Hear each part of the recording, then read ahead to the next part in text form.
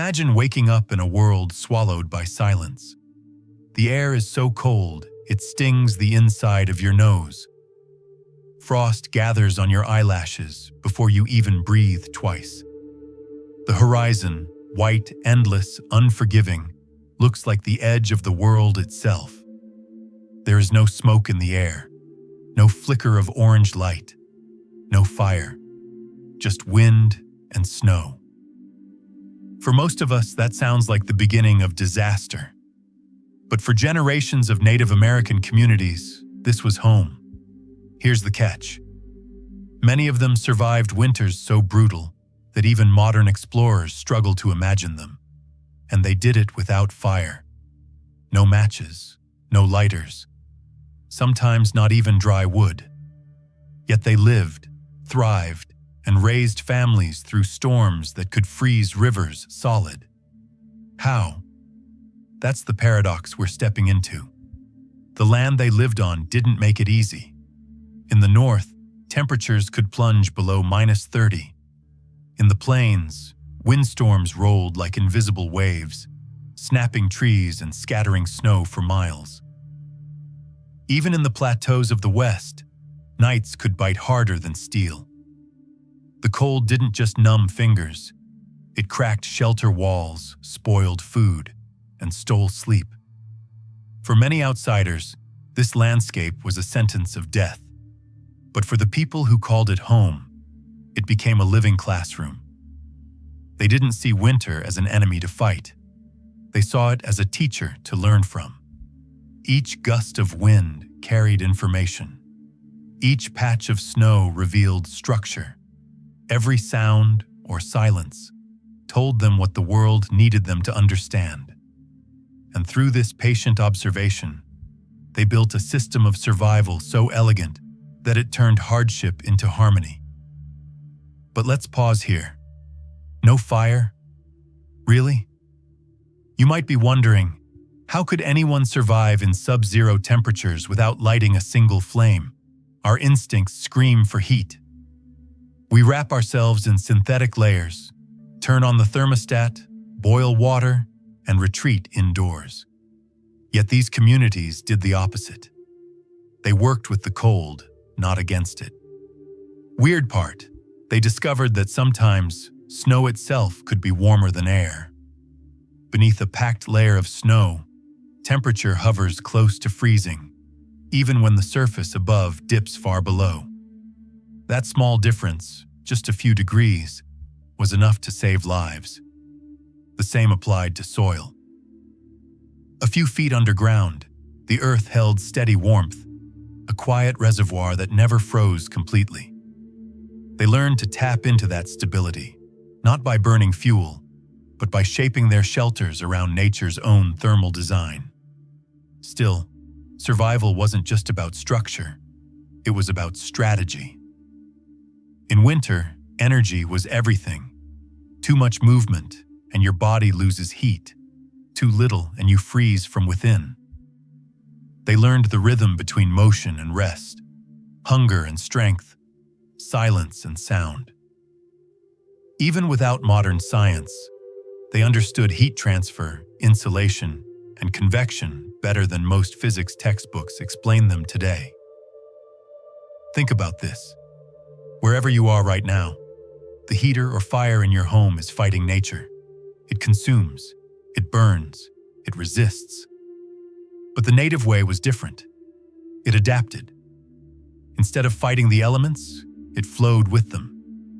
Tipis, pit houses, snow lodges, and bark shelters, all designed not to overpower the cold, but to balance with it. The secret wasn't in flame, it was in understanding. One might say they engineered comfort from observation alone. No blueprints, no steel, no electricity. Just an intuitive grasp of air, earth, and body heat. What's more remarkable? Many of their designs outperform early European cabins in thermal efficiency. A Tipi, for instance, used only a fraction of the wood that a log house needed, yet stayed warmer inside because it breathed. Air circulated in controlled patterns, smoke flaps adjusted like living lungs, and layered hides acted like modern insulation panels. Smart move, right? But the story runs deeper than clever design. This was about resilience, about turning scarcity into knowledge. When other civilizations feared the long freeze, they prepared. They stored, layered, and watched. They treated warmth as a relationship, not a commodity. You don't hoard it. You build with it. You live in rhythm with it. Here's the twist. The coldest months weren't the hardest for them. They were the most instructive. Winter stripped life down to essentials: what to eat, how to move, where to rest. Every mistake had a cost, and every success became a lesson passed down through generations. That quiet science of survival became a heritage of wisdom. How to stay warm, not by creating heat, but by keeping it. As the blizzards raged outside and the stars shone through frozen air, warmth still lived inside their shelters, in their breath, in the closeness of families, and in the designs they perfected through centuries of observation. Theirs was not a story of struggle. It was a story of mastery. And that's where our journey begins. In the chapters ahead, we'll uncover the ingenious physics behind their homes, the foods that kept them alive, and the movement and mindset that turned freezing nights into survivable seasons. Because warmth, as it turns out, doesn't always glow. Sometimes it hides quietly in the wisdom of those who listen to the land. The secret to warmth, the kind that lasts through a frozen night, isn't fire. It's design. That's what Native American communities discovered centuries before modern science gave it a name. Their shelters weren't random piles of hides and sticks. They were microclimates, small, controlled ecosystems where air, soil, and structure worked together to trap and recycle heat. Here's the catch. Warmth doesn't come from heat alone. It comes from how heat moves, and native builders knew that movement better than anyone. They observed how air rose and sank, how smoke swirled, and how snow could muffle sound and hold stillness. They noticed that when air was still, warmth stayed.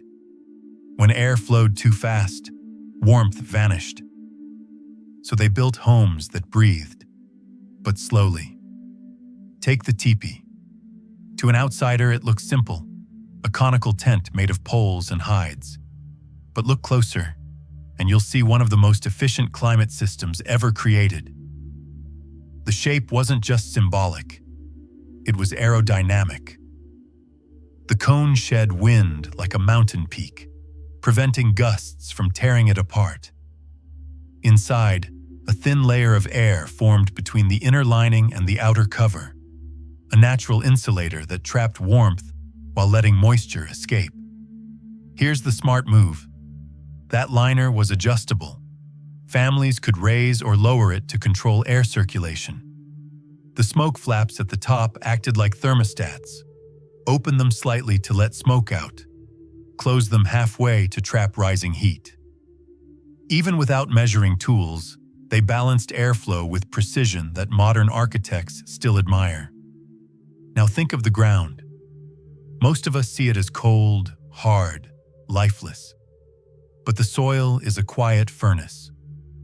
Below the frost line, it stays near 50 degrees Fahrenheit year-round. Native builders understood that.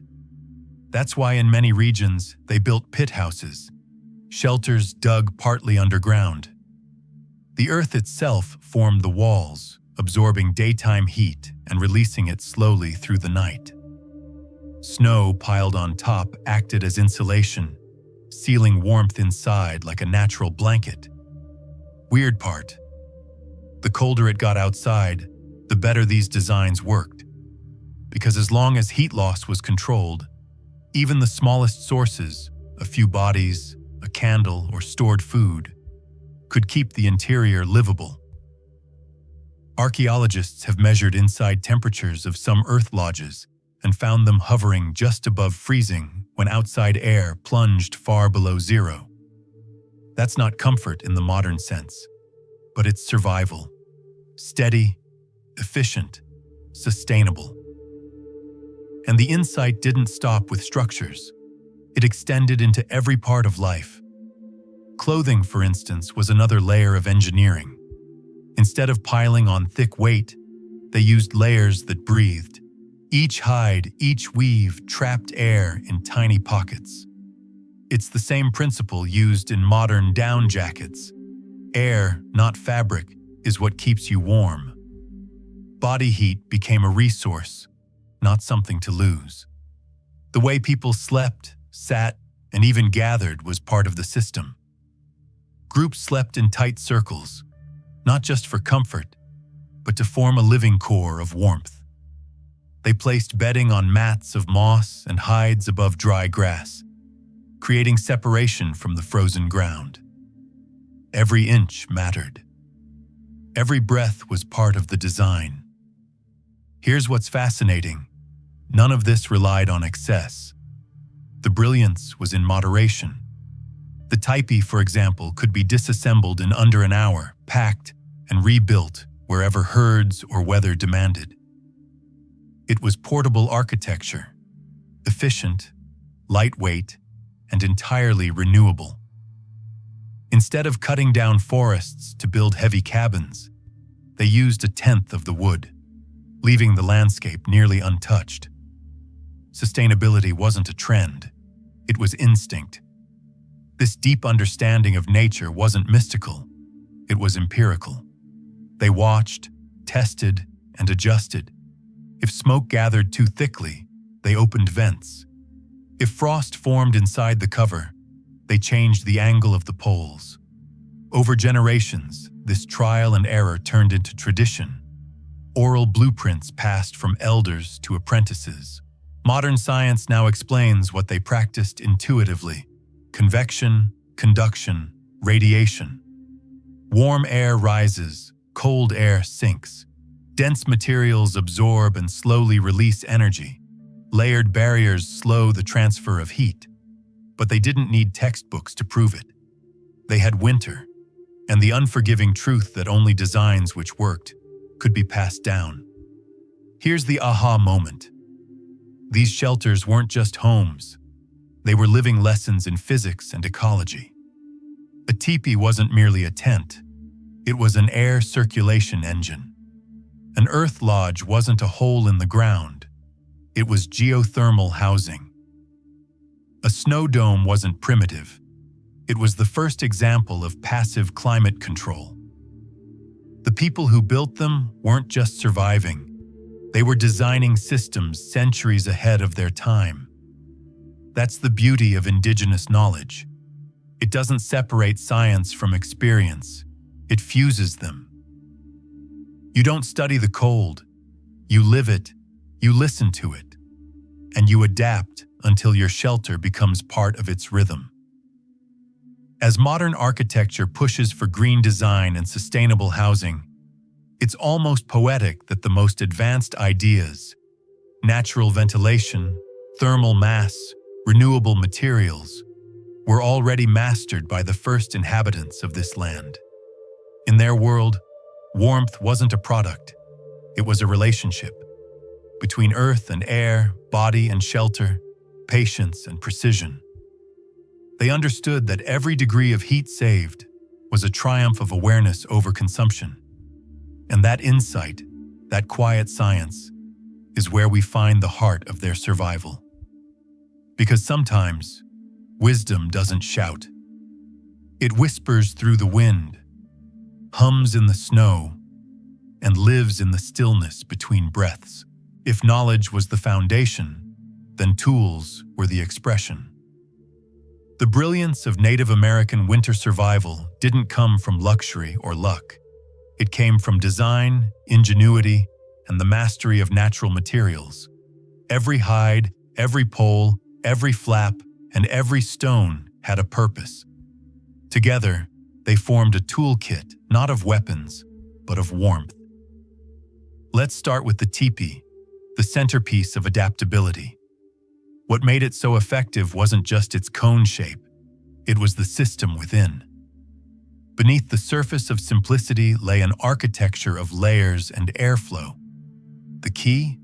The liner, a second wall of hide or woven mat that hung from the inside, running from the ground halfway up the structure. Between that liner and the outer cover was a narrow air gap, and that gap changed everything. It trapped heat from the fire, or, in fireless nights, from the people inside, and circulated it gently upward. The air moved, but slowly enough to stay warm, while moisture drifted out through the smoke hole above. Here's the smart move. That smoke hole wasn't fixed. It had smoke flaps, adjustable wings of hide controlled by long poles from inside. In winter, families angled them to block cold winds while still letting stale air escape. It was, in effect, a manual thermostat. Turn it this way, warmth stays; turn it the other, smoke leaves. The entire system worked like the lungs of a living organism, breathing in fresh air and exhaling dampness, always balancing temperature and comfort. But warmth wasn't just in the walls. It began beneath the feet. Inside the tipi, the floor wasn't bare earth. It was carefully layered. First came a thick mat of dried grass or reeds, then a woven base of willow or bark, and finally soft hides on top. This three-layer floor acted like insulation under a sleeping bag, separating the body from the frozen ground below. In some regions, they even added a ring of stones around the interior edge to absorb daytime warmth and radiate it slowly through the night. Here's the catch. Those stones weren't just rocks. In colder regions, families heated stones in a small outside fire, then brought them in carefully wrapped in hides. Each one became a pocket of stored sunlight. The heat would last for hours, spreading gently instead of burning bright and fading fast. Modern campers call this thermal mass. Native engineers practiced it long before the term existed. When the weather turned brutal, shelters evolved. In the far north and the plateaus, earth lodges replaced tipis. These semi-subterranean homes were built with heavy timber frames covered in layers of sod, grass, and soil. The thick walls absorbed heat from both sunlight and body warmth, releasing it slowly like the surface of a stone oven. Some even had small interior pits filled with dry earth or sand to trap rising heat. A primitive but highly effective thermal battery. Archaeological records suggest that inside temperatures stayed stable, while outside winds screamed below freezing. Weird part, these homes often used no internal fire at all during heavy storms. Why? Because fire consumes oxygen and moisture, both precious inside sealed spaces. Instead, the heat of bodies, stored stones, and careful design kept them alive. Efficiency wasn't a side effect, it was the goal. Food itself became another tool of warmth. The native diet during winter wasn't built for flavor. It was built for fuel. Pemmican, perhaps the most famous invention, was more than food. It was survival in concentrated form. Dried meat, often bison or venison, was pounded into powder and mixed with rendered fat and berries. The result was calorie-dense, lightweight, and slow to spoil. A handful could power a person for an entire day. The fat acted as a long-burning energy source, turning metabolism into an internal fire. Then there were pawpaw cakes and mayhaw jelly in the southeast, persimmon puddings and cloudberry preserves in the north. Each of these foods stored natural sugars and vitamins, especially vitamin C, crucial for preventing scurvy during long, dark months.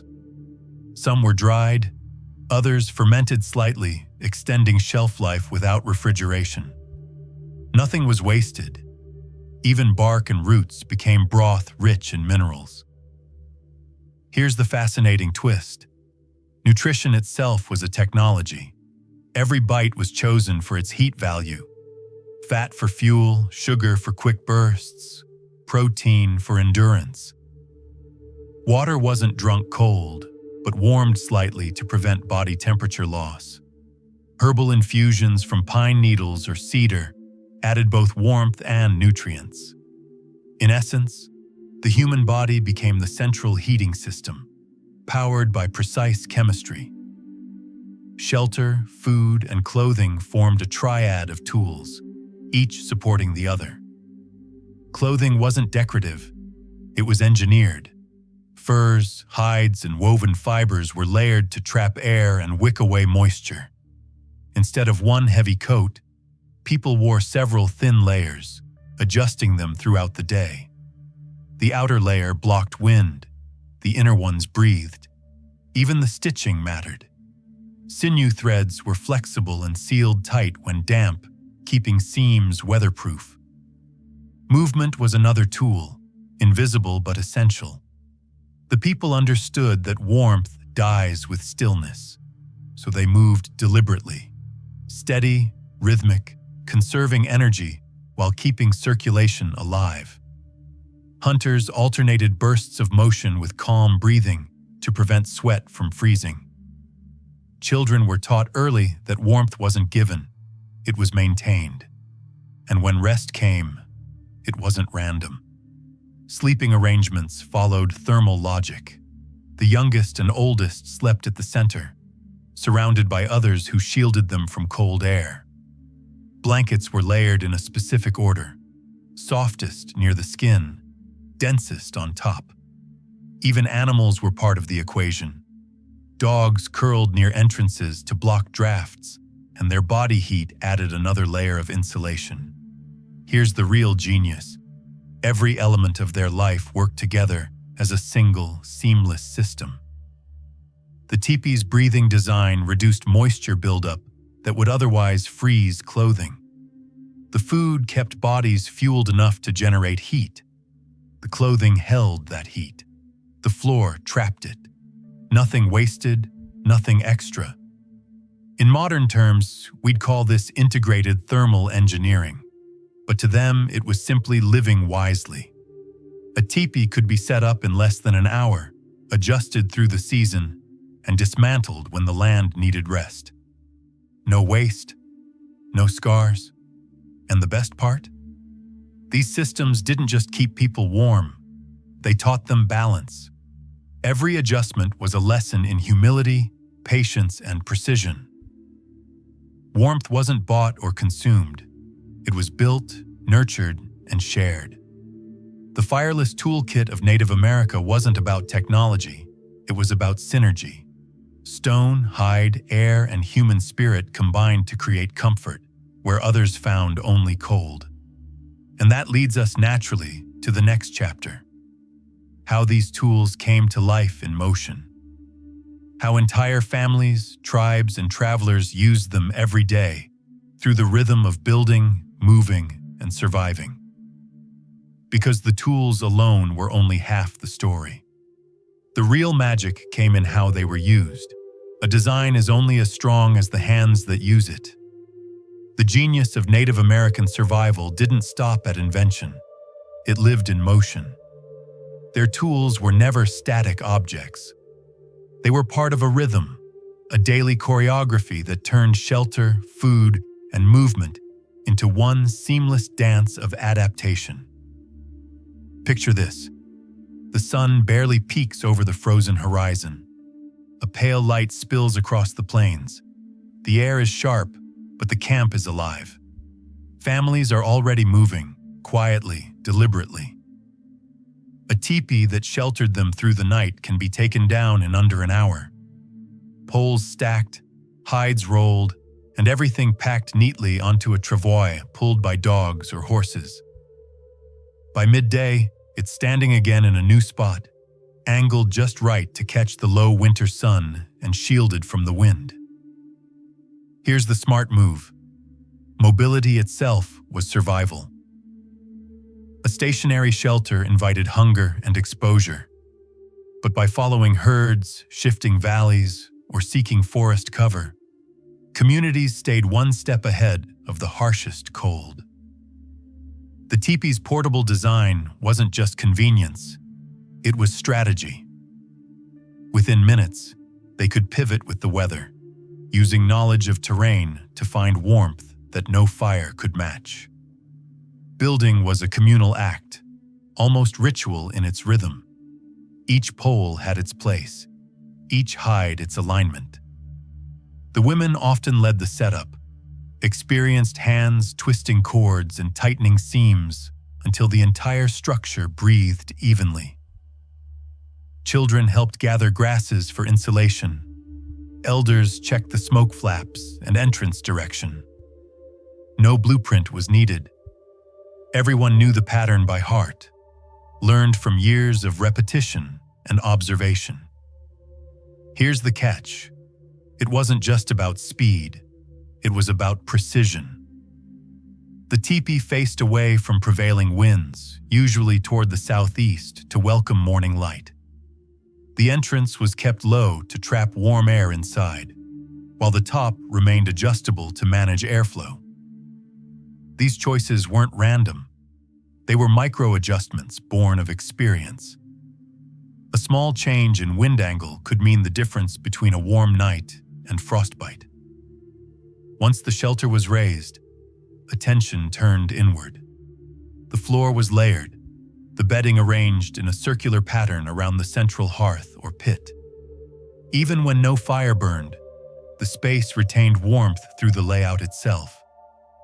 Families slept close, arranged like spokes of a wheel, elders and infants at the center, adults on the outer ring, dogs and packs near the entrance. The human body became the radiant source, each breath adding to the room's quiet equilibrium. Movement during the day followed similar logic. Stillness meant cold, motion meant life. But not just any motion. Measured, rhythmic, intentional. Hunters didn't sprint through snow. They moved with purpose, letting breath warm the lungs before exhaling slowly. They carried pemmican for energy, eating small portions through the day instead of one large meal. That steady intake kept metabolism and body heat constant. Weird part, this rhythm wasn't only physical, it was psychological. Fear wastes energy, calm preserves it. In harsh winters, panic could kill faster than frost. So they practiced awareness, slowing movements, conserving breath, thinking through each action. When storms hit, no one ran. They tightened the shelter, checked the liners, and waited with patience honed over generations. That calm became its own form of warmth. Daily life was built around small acts that added up to endurance. Water, for instance, wasn't scooped from icy streams. It was collected from melted snow using warm stones, ensuring hydration without shocking the body. Clothing was maintained constantly. Hides smoked to keep them supple, furs brushed to retain loft. After hunts, meat was sliced thin and dried near vented shelters, preserving it for weeks. Each task connected back to the same goal: keep heat in, keep energy balanced. Even gathering firewood, when available, followed precise timing. Rather than constant burning, wood was rationed and used strategically. A short, low fire at dusk warmed the stones for the night, then was allowed to fade. Smoke flaps were adjusted to trap that warmth and prevent drafts. The heat from the earth and the stones took over after flames died, carrying them through until morning. The environment itself dictated behavior. In snow country, camps were dug into drifts or banked with packed snow, using nature's insulation to hold warmth. In forested areas, lean-tos and wickiups were built quickly with bark, moss, and reeds, angled roofs deflecting wind and layered interiors breathing softly. In the plains, exposed to endless gusts, teepees stood like aerodynamic sculptures, their narrow tops slicing the air, their walls flexing but never failing. Here's the fascinating part. Each action reinforced community. Survival wasn't solitary. Every hand contributed. Men hunted and scouted. Women prepared food and adjusted liners. Elders watched the wind and taught by example. Knowledge wasn't written, it was performed. Children grew up seeing the way warmth was built. How to place a mat, how to read the frost on the wall, how to know when to move. Survival was a shared art form. Even travel became an extension of that design mindset. Trails were chosen not for distance, but for exposure. Routes that curved behind ridges, crossed frozen rivers where snow was thinner, and followed the sun when possible. Camps were spaced strategically along known resource points. Stands of willows, freshwater springs, winter berry patches. Nothing was left to chance. Meals punctuated the rhythm of the day like quiet ceremonies. A handful of pemmican at dawn, a warm broth by midday, shared roots or dried fruits at night. Eating was slow, deliberate, almost meditative. They understood what modern nutritionists confirm. Digestion itself produces heat. So by spreading meals throughout the day, they kept their internal fire burning steady. And when darkness fell, the community didn't retreat into fear. It settled into balance. Stories filled the air, soft voices rising beneath the hide walls. Tales of ancestors, of lessons learned from storms, of the spirits of the wind and snow.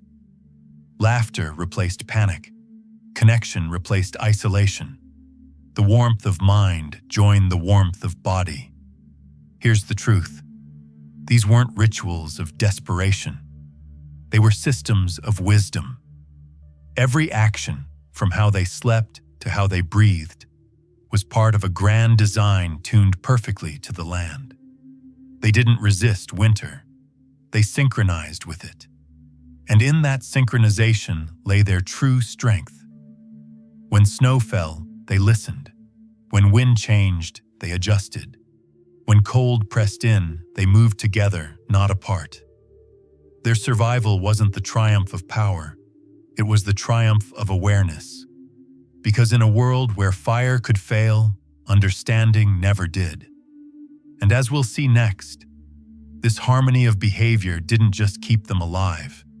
It reshaped entire ecosystems of living. Their balance brought benefits far beyond warmth, efficiency, health, and community that modern life still struggles to recreate. When you live in balance with the land, the rewards reveal themselves quietly. They don't roar like fire. They whisper in endurance, health, and peace. For Native American communities, the benefits of their fireless survival system reached far beyond warmth. It shaped their energy, their environment, and their way of thinking. Here's the surprising truth. The Tipi, often dismissed by outsiders as primitive, was one of the most energy-efficient structures in history. Historical estimates show that it used up to 90% less wood than a traditional log cabin, yet maintained a stable and breathable interior climate. Why? Because it didn't fight the environment, it worked with it. Instead of sealing air in, it let air circulate. Instead of building heavy walls, it used light, layered barriers that trapped heat while releasing moisture. The result? Warmth without waste. This efficiency rippled outward. A community of 20 tipis required only a fraction of the timber that settlers would have cut to build their homes. Forests stayed intact. Rivers stayed shaded. The ecosystem stayed balanced. Here's the catch. Sustainability wasn't a slogan. It was a side effect of wisdom. The benefits were also physical. Without constant smoke from large fires, respiratory illness was rare. Clean air filled their shelters, filtered naturally by design. Even the smell of hides and grasses played a role. Smoked hides resisted mold and insects, acting as natural purifiers. The absence of large, roaring fires also reduced accidents and burns, especially in crowded spaces. Warmth was calm, even, and safe. Diet added another layer of benefit. By depending on preserved and nutrient-rich foods like pemmican, dried fruits, and roots, their bodies stayed fueled with slow-burning energy. Modern nutritionists might call this a metabolic advantage. Fats provided lasting warmth through oxidation, while natural sugars from wild berries delivered bursts of energy during cold mornings. Their diets were perfectly tuned to endurance. Lean protein, good fats, vitamins, and minerals from wild plants. They didn't just survive the cold, they thrived in it. Weird part, their methods also nurtured emotional resilience. In shared shelters, people didn't isolate, they gathered. The act of sleeping close wasn't only practical, it built bonds. Stories were told, songs were sung, and laughter replaced fear. That sense of connection, of collective survival, became its own warmth. Modern psychologists might call it social thermoregulation, the way human contact reduces stress and conserves energy. They simply called it family. The environment benefited too. Since tipis and lodges were movable, the land could rest. Camps shifted with the seasons, allowing grasses to regrow and forests to recover. There were no permanent scars, no abandoned ruins, no endless consumption of timber. The rhythm of migration became a kind of natural conservation plan. Each move followed the pulse of the earth: hunt, rest, rebuild, return. Centuries before sustainable design entered our vocabulary, they practiced it effortlessly. And the energy cost? Nearly zero. No mined fuel, no processed materials, no exhaust. Just muscle, time, and precision. The insulation came from earth, the structure from wood, and the heat from life itself. They lived off renewable resources long before anyone used the term renewable. Here's the fascinating part. These systems were adaptable. A teepee in the plains, an earth lodge in the north, a bark house in the forest, all shared the same core logic: insulation, ventilation, and balance. They weren't bound by one architecture. They evolved with the landscape. That adaptability kept them resilient, generation after generation. Culturally, the benefits ran even deeper. Living within the cycles of the land fostered humility. It taught patience. It made survival a collective achievement, not an individual struggle. Every winter reinforced the same truth. Mastery wasn't domination, it was harmony. That mindset had a quiet psychological power. When modern life panics at the first sign of inconvenience, these people moved with the weather, not against it. They didn't see storms as punishments. They saw them as reminders to prepare, to respect, to adapt. Their confidence came not from tools, but from understanding. Here's the aha moment. In learning to stay warm without fire, they unlocked something even greater. The knowledge that comfort doesn't have to come from consumption. It can come from comprehension. Their way of life didn't drain the world around them. It enriched it. Every shelter taught balance. Every meal taught gratitude. Every quiet night under snow taught endurance and awareness. The result was a culture of sustainability that worked, not through technology or law, but through respect. And that's the irony. The more they learned to need less, the more they gained. Health, harmony, resilience, a relationship with the natural world that modern societies are only beginning to rediscover. So when we talk about the benefits of their fireless warmth, we're not just talking about survival. We're talking about a blueprint, a way of living that left no waste, no pollution, no disconnection between human and earth. Because in their world, warmth wasn't just a temperature.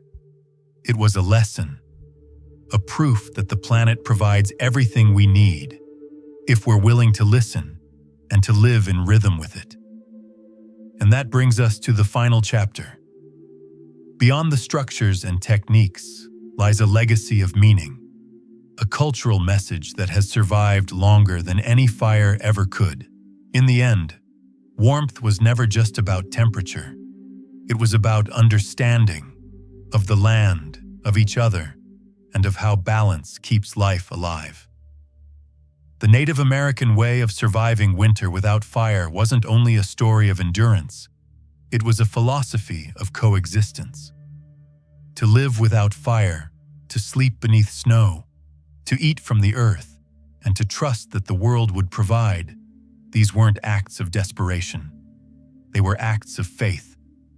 Faith in knowledge, in patience, and in the ancient dialogue between people and planet. Here's the catch. What they mastered wasn't survival. It was relationship. A teepee wasn't just a home. It was a symbol of balance. The wind passed over its skin the same way time passed over their lives, always moving, never breaking. The smoke flaps open to the sky not only for ventilation, but as a reminder that every breath given to the world returns in another form. When we look at those designs today, we see more than architecture. We see science wrapped in story, physics expressed through ritual, ecology woven into daily life. Their understanding of airflow, insulation, and thermal mass came not from labs, but from listening, to wind, to animals, to silence. That is the essence of indigenous intelligence. Observation turned into wisdom. Modern technology builds bigger, faster, louder, but the old ways remind us that true advancement can be quiet. A teepee doesn't waste. A lodge doesn't scar the land. A community that moves with the seasons leaves the earth better, not worse. That's not regression, it's mastery. Weird part, we often call these methods ancient, as if time made them obsolete. Yet in an age of climate crisis, energy scarcity, and disconnection, they feel more futuristic than ever. Imagine cities that breathe like teepees, homes that store heat in the ground like earth lodges, communities that adapt like migrating tribes. The solutions to tomorrow's problems are hidden in yesterday's patience. Culturally, these lessons still echo. Among elders, the saying goes, "The earth is not inherited from our ancestors. It is borrowed from our children." That idea guided every decision. Build what you can repair. Take only what you can replace. Leave the land ready for those who come after. It wasn't philosophy, it was responsibility. Here's the beautiful irony. Their restraint was their strength. While empires expanded through fire and metal, these communities endured through simplicity. They didn't conquer nature, they conversed with it. Each storm was a teacher, each season a classroom, each quiet dawn a reminder that survival and respect are the same language. This legacy lives on. Architects study Tipi airflow to design sustainable homes. Engineers analyze earth lodges for geothermal principles. Environmentalists look to indigenous land practices as blueprints for regeneration.